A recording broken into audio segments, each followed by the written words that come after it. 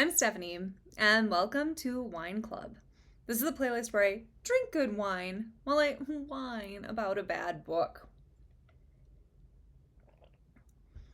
And today I am reviewing If Tomorrow Never Comes by Allison Ashley.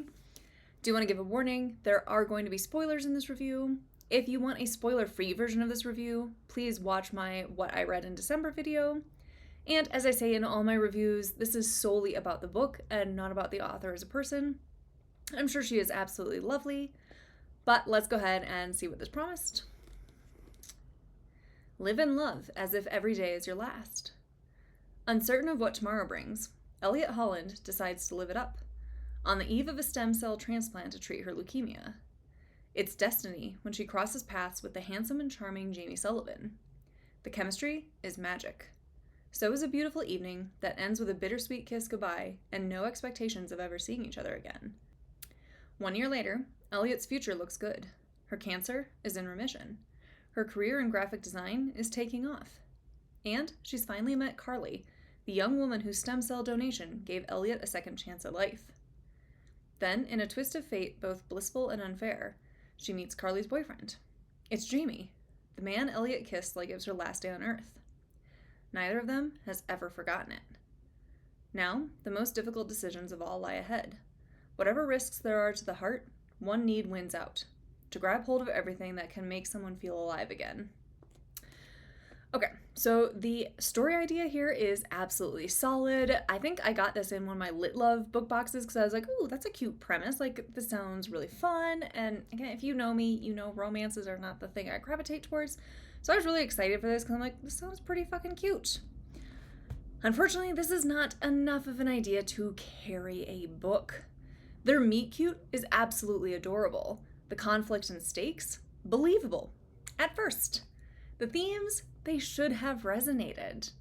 But it was like, after the main setup of Jamie and Elliot having their wild night out and feeling insta-love and then meeting up again when Jamie is now dating her stem cell donor, it kind of felt like after that, Ashley didn't know what to do. The story just kind of like flounders and repeats itself for the next 200-some pages. Like, this just feels very much like I'm reading a person's diary, but like nothing interesting. It'd be like reading my own diary where like, I work today. Like, nobody cares. Nobody wants to read that. And it's just so repetitive, which just makes it so fucking boring. Like, honestly, that is my biggest criticism of this book. The romance and the relationship aspect was pretty cute. I was on board.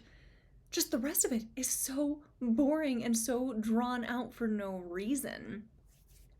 This book is told in dual point of view, and both of them are pining for each other. But no, they cannot be together. But they love each other. But no, they can't be together. But they want each other. But no, it's not meant to be.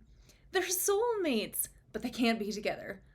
Oh, and occasionally Elliot works at Starbucks or tries to get graphic design clients. Like, I honestly forgot that Jamie has a job, because at some point it just felt like his job was him telling us how amazing Elliot is.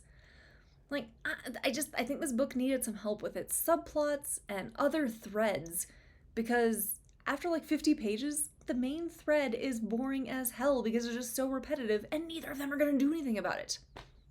So yes, at the start of the book, Elliot has leukemia and is about to get a stem cell transplant that will hopefully keep her cancer-free moving forward. Now, I do think that the cancer element was handled very well in this. I could feel a lot of her mixed emotions about her cancer diagnosis. She wants to be optimistic, but she's been down that road before with disappointing results. She obviously wants to live, but is terrified of getting her hopes up. She just wants to be a normal girl with normal problems, and I think that theme was done very well. I will give Ashley credit there. I think she did a great job on that aspect. So in the story, it's the night before her transplant, and she goes out on the town in Omaha and ends up meeting Jamie, who has been stood up by his own date.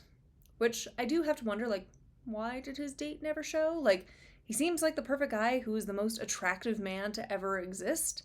Like, David Beckham is not getting stood up in real life. So just, what happened there? Like, I know it doesn't really matter, but it just, I don't know, it felt like a weird thing. Anyway, Jamie and Elliot end up chatting a bit, and he ends up inviting her on this date he has booked, which is a cooking class. Okay, sounds fun. They go and flirt, but their flirting is also very like Hallmark-esque. Like they're debating whether cheesecake is a pie or a tart and if narwhals exist. I mean, it's very cute, but it's also very Hallmarky. Anyway, they're enjoying a normal night out, and he is falling head over heels in love with her after 2 hours with her. They end up continuing to talk after the date and end up making out against some like wall near her hotel, but she's basically like, this is as far as it can go. She won't give him any information and doesn't really seem to want to talk about the future. And so they've done their makeout session, they're cuddling, and they end up falling asleep. But excuse me? You are falling asleep outside on some downtown Omaha street? Like, I think not. And it gets worse because Elliot sneaks away and leaves him there outside. It is a miracle that he did not get robbed or worse. Like, at least wake him up so he can go home or somewhere with a door that locks. Like, the fact that she just abandoned him while he was sleeping outside in downtown Omaha, like, really, Elliot? Really? But Elliot abandons his ass, and like I said, they never exchange contact information. Oh, and like during their date, she's also kind of like, this might be my last hurrah, so she tells him that her name is May, which is her middle name. So she ends up going off for her medical procedure, and he apparently wanders around like a kicked puppy for forever. He met the love of his life, and she disappeared, and what is the point of even being alive anymore? But I guess he found something, because now it's a year later.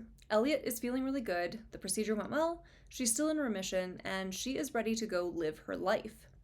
She moves from Lincoln to Omaha as she wants to live independently and be a little bit further away from her parents. She's also wanting to start her own graphic design company, and she's, really hoping she's going to run into Jamie so they can rekindle the magic that they both felt. Here she is also going to meet her stem cell donor, Carly. Carly is a lovely human being and invites Elliot out on the town as she knows Elliot is new to the city and has no friends here. Elliot agrees, and that night on their outing, she sees Jamie, and he's Carly's boyfriend. They dated in college, broke up, and then recently reconnected. So here, Elliot and Jamie pretend not to know each other, but now he does learn her real name.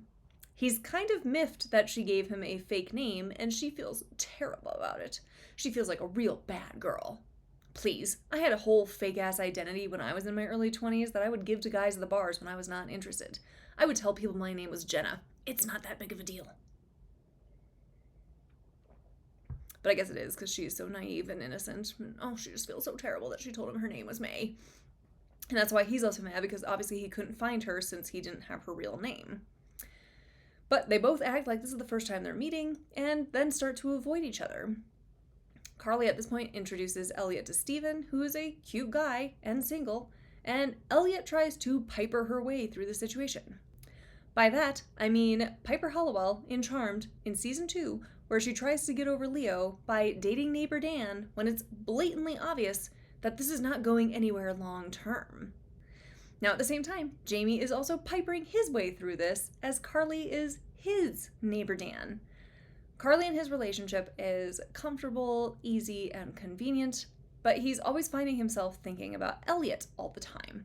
He'd rather be hanging out with her. What would Elliot think of this? Oh, if he could just see her smile right now, or if he could hear her laugh. Elliot is on the brain all the time. Then break up with Carly, my guy. It is not that hard. You've done it once before. Carly deserves someone who wants her first. Not treating her as a consolation prize, or not treating her as someone that you're passing the time with until something better comes along. But no, he is going to stay with her because staying makes him a good guy somehow. Honestly, it would be so much more respectful for him to dump Carly than to keep dating her when he knows he doesn't feel that strongly for her and is still holding a candle for another woman. And this is part of why this book ended up not being rated so highly, because the conflict in this is so manufactured. Elliot doesn't want to date him either because that would hurt Carly, and she owes her life to Carly. Now, I do understand Elliot's point of view a bit more because she does feel so grateful and indebted to Carly for what she has done for her. But at the same time, you don't know Carly. You don't owe her your happiness. Like, maybe that makes me a bad person, but after a while, it just felt so forced for them both to be all, won't anyone think of Carly? How about you two do and tell her the truth? Like, don't let her think she's in a loving relationship that's going somewhere when her boyfriend is having wet dreams about some other girl. If you actually cared about Carly, you would be honest so she could move on. She's a big girl. She'll get over it. And spoiler alert, Jazz! So seriously, that is like 75% of this book. Them both wanting to be together, but Carly is keeping them apart. Do not do my girl Carly dirty like that. But seriously, that is the book. We will hear from Jamie how much he loves Elliot. We'll hear from Elliot how badly she wants Jamie. Jamie does not love Carly. Elliot is not really interested in Stephen, but is fine stringing him along because maybe she'll eventually feel something for him, you know? Nice. I'm sure he would love to hear that he is second best. Now, there is a subplot of Elliot getting her graphic design and branding company off the ground, but she does it with Carly's help and Carly's connections. And through this, Elliot does end up working with Jamie's sister Blythe, and I do like Blythe. But I hate the fact that she has these like serious conversations with both Jamie and Elliot, and if they just listened to her, they would both be happy and the book would be done. Elliot also has a confidant in her friend Yuka, who is also like, Carly's a great person, but if you guys are meant to be, maybe give it a try and not worry about her so much. Like, again, she deserves someone who actually wants to be with her. She will get over it. But the main plot is them both wanting each other, but no. They can't get what they want. Like, I do think this could have worked a lot better if we saw them actually trying to be friends instead of actively avoiding each other. We're told they're becoming friends, but we don't really see them interact. Like, Elliot will take his dog on runs. Sometimes they have text conversations that we read, but we never really see them trying to build like an authentic friendship. All of their love and pining is based on that first night they met. Okay. So Elliot finally tells Stephen that, I'm just not that interested. Like, if you want to date other people, I would recommend that. Jamie finally breaks up with Carly and tells her, no, there's nobody else. Obviously, Carly was a little caught off guard by this because, she thought their relationship was going well. And he promises himself that, no, he is not going to go after Elliot. Well, what do you know? They do end up going after each other. I mean, like, duh, what are we doing here? Elliot gets a random phone call one day from a friend that she made during treatment. We're told that they are such good friends. They are best friends. But we're like 180 pages in, and this is the first time this person has ever been brought up. They were best friends, and this person is amazing, but it's actually the friend's mom on the phone calling Elliot to tell her that the friend passed away since her cancer ended up coming back. Elliot breaks down and cries and tells this mom how much Elliot loved her daughter and how close they were. But why didn't we see this? Why don't we know this friend? And it sucks because this has no impact or weight, because on the same page that we're told about this best friend, they're also then gone. Like, is it sad? I guess, but I also don't know this person. Like, this scene solely exists to give Elliot a kick in the pants. It spans 4 pages. That's how little this person meant to the story, even though this is a big deal. Like, sorry, dead friend. We hardly knew ye. Ridiculous. And then we don't even go to the funeral or anything. It's literally here so Elliot can have her epiphany that life is short and you need to live it. Girl, did you not already have this epiphany when you decided to move to Omaha? We have to read about your friend dying, a friend that we know nothing about. Again, fake and manufactured. Like, it's trying to make this a big moment. I don't care. So then Elliot goes back to Blythe's bakery to talk to her about work stuff, and Blythe finally talks some sense into Elliot, and then she is basically just ready to go to Pound Town with Jamie. Dead friend plus sister pep talk equals sexy times in this book. Now, I will say this book is closed door / fade to black for its spicy scenes, which honestly I'm grateful for. I don't like a lot of spice in my books. I don't know why. But I also, with this, I didn't need to read about the most vanilla people ever doing it. Though we do find out that it has been a few years for Elliot in that department. Jamie is so relieved that she did not have sex with Steven. And what if she had, Jamie? It's none of your business. It's fine that you were banging Carly, but heaven forbid she sleep with anyone. And I honestly just feel so bad for Elliot's kitty as we find out that they did it a few times in the same night and that she cannot walk the next day. Really? Ow, like, do you want a bag of peas that you can sit on? Because that just sounds uncomfortable. It's mostly there so they can be all tee about it. Like, did he give her the Edward Cullen treatment and, like, almost kill her with their sex? Anyway, at this point, everything is amazing and wonderful. I think we even have Jamie meet Elliot's parents, who obviously immediately fall in love with him and think they're the most amazing couple ever.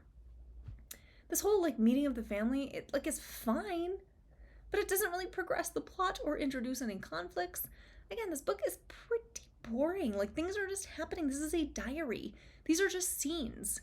But anyway, they do end up banging at her parents' house. And again, for a closed-door book, they certainly are going at it like bunny rabbits. They do eventually get caught making out by Steven and a friend of Carly's, and Jamie is all, oh, please don't tell Carly, like, I will be the one to tell her. Mind you, by this point, Carly has moved back to her home state of Oklahoma to take a job that she's passionate about, as Elliot's leap of faith inspired Carly to do the same. Carly's already dating somebody new, and it's been like a month. I don't think her relationship with Jamie was this life-ending romance that you guys seem to think it was. So Jamie calls her to talk about it, and oops, let slip that he loves Elliot. Carly is a little surprised that he's already declaring his love because, you know, it's only been, a couple weeks that you're saying you've been dating? And oops, he lets slip again that they've actually known each other longer. Carly had heard about Elliot's last hurrah before her procedure, but she thought the guy's name was Jeremy. She now knows that it was actually her Jamie. She's honestly more upset that he lied about it, but she is upset and says something mean to hurt Jamie, and the mean thing is that he is just like his dad. Now, this punches him right in his heart. He doesn't have the best relationship with his dad, as his dad is a serial cheater or always chasing a new lady. Which, at this point, again, this is just so fucking stupid. Not once has Jamie acted like his dad. If I'm supposed to believe that he actually has this fear that he is going to be like him, I need to see it. We've never seen him act like his dad or treat relationships as disposable while he waits for the next best thing. He really should just recognize that Carly is lashing out and is trying to make him feel bad. He should be able to say, like, actually, I'm nothing like my father. Now, Jamie doesn't do this, and instead retreats into himself and needs some space from Elliot.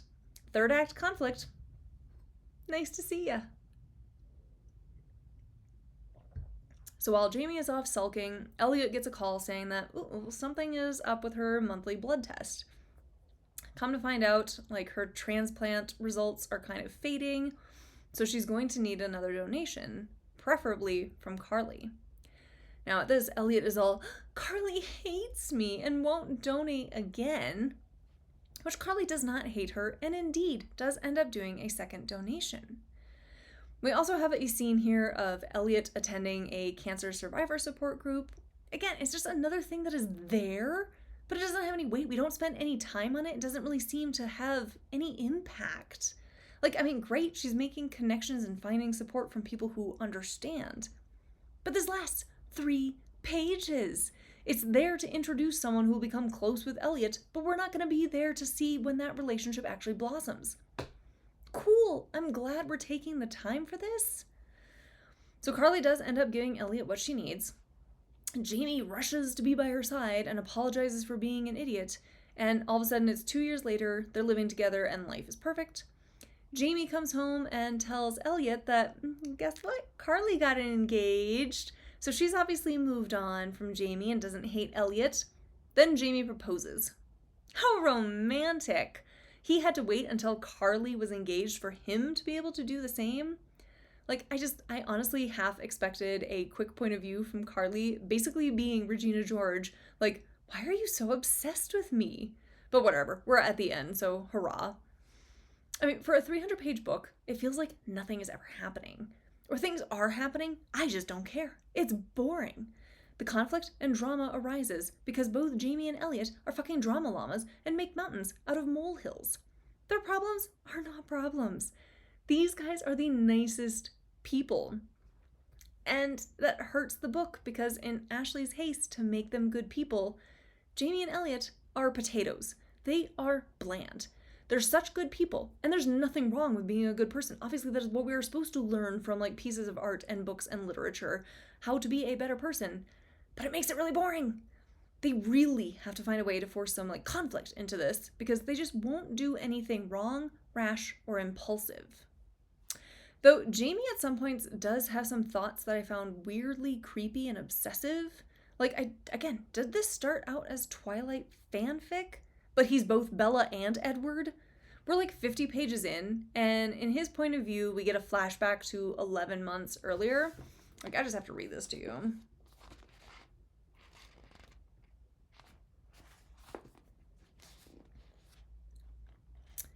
So, page 54, we're in Jamie's perspective, 11 months earlier.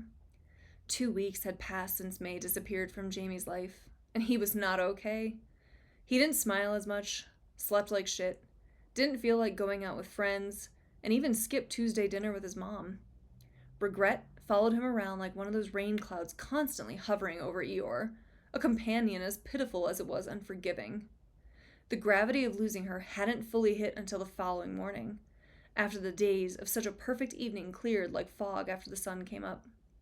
He'd replayed the time spent with May with fresh eyes and a clear head, and concluded there was a good chance he'd met and lost his soulmate. I mean, good lord. Like, this is how I felt after we had to say goodbye to our dog that we had for like 10 years. Like, you had one night with this person. You were so melodramatic. Like, ugh, good lord.